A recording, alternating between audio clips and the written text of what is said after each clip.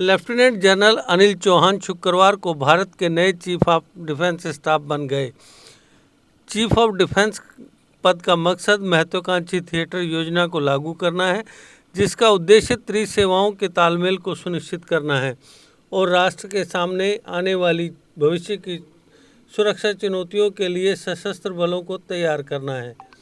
तमिलनाडु में एक हेलीकॉप्टर दुर्घटना में पहले चीफ ऑफ डिफेंस स्टाफ यानी CDS जनरल बिपिन रावत की मौत के 9 महीने बाद पूर्वी सेना के पूर्व कमांडर जनरल चौहान ने देश के सबसे सीनियर आर्मी कमांडर के रूप में कार्यभार संभाला। जनरल चौहान ने कहा, मुझे इंडियन आर्म्ड फोर्सेज में सर्वोच्च रैंक की जिम्मेदारी संभालने पर गर्व है। मैं तीनों सेनाओं से उम्मीदों को पूरा करने और सभी चुनौतियों और कठिनाइयों से एक साथ निपटने की कोशिश करूंगा। CDS का कार्यभार संभालने से पहले जनरल चौहान ने इंडिया गेट परिसर में नेशनल वार मेमोरियल पर भारत के शहीद सैनिकों को श्रद्धांजलि अर्पित की। उनके पिता सुरेंद्र सिंह चौहान भी मेमोरियल पर मौजूद थे। उन्हें थल सेना प्रमुख जनरल मनोज पांडे, वायुसेना प्रमुख air chief marshal VR Chaudhary और नौसेना के वाइस एडमिरल SN घोरपड़े की मौजूदगी में रायसीना हिल्स दिल्ली में साउथ ब्लॉक के लॉन में त्रिसेवा गार्ड ऑफ ऑनर भी दिया गया। जनरल चौहान के शीर्ष पद का कार्यभार संभालने के दौरान उनकी पत्नी अनुपमा उनके साथ थी।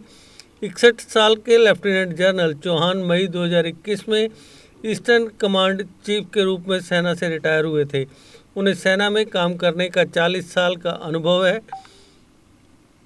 लेफ्टिनेंट जनरल अनिल चौहान का जन्म 18 मई 1961 को हुआ।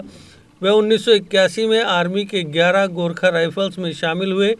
वह नेशनल डिफेंस एकेडमी यानी NDA खड़कवासला और इंडियन मिलिट्री एकेडमी देहरादून के पूर्व स्टूडेंट हैं। मई 2021 में अपने रिटायरमेंट तक ईस्टर्न कमांड के चीफ रहे।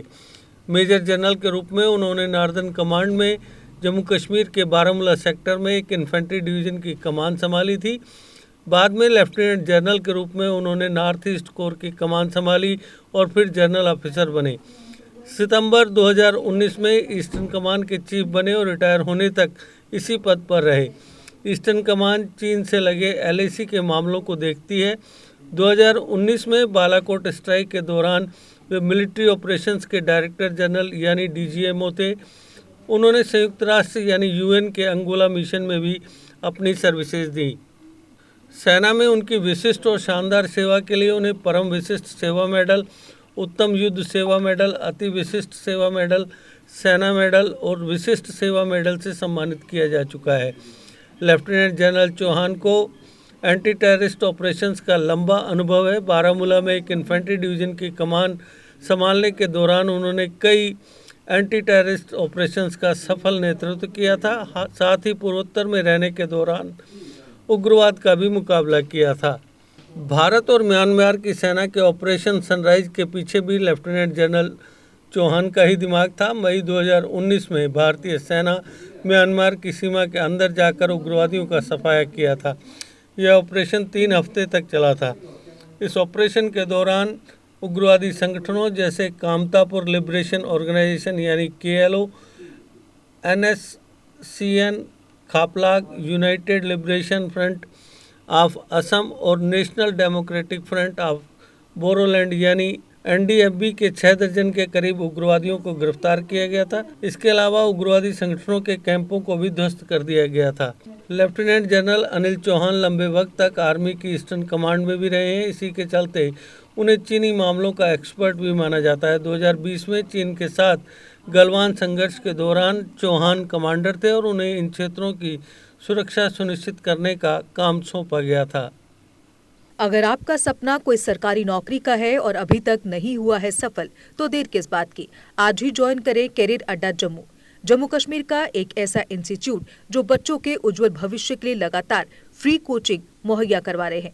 JKSSB, panchayat secretary, SSC, banking और अन्य गवर्नमेंट जॉब एग्जाम्स के लिए हर सोमवार को नए बैचेस शुरू होते हैं। पिछले 4 साल में लगभग 2000 से ज्यादा बच्चे अपने सपनों को पूरा कर चुके हैं। अगर आपका भी सपना है सरकारी नौकरी का, तो हमारा पता है career Adda Jammu, Gurudwara road, opposite doctor Dara Singh clinic, Rehari Chungi, Jammu.